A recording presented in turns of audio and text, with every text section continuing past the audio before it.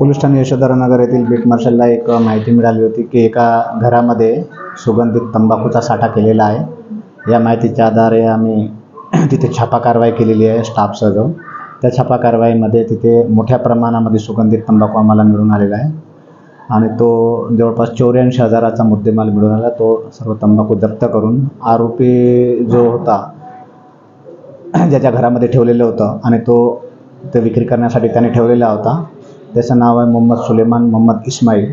याला तात्काळ गुन्ह्यामध्ये अटक करण्यात आलेली आहे। 2 दिवसाची पोलीस कोठडी मिळवण्यात आलेली आहे आणि अधिक तपास पोलीस करीत आहे। बोगस तंबाखू होता किंवा नाही हे सिद्ध करणे कठीण आहे, परंतु त्यांच्याकडे जो मिळालेला आहे तो सुगंधित तंबाखू जो शासनाने प्रतिबंधित केलेला आहे तो तंबाखू मिळालेला आहे।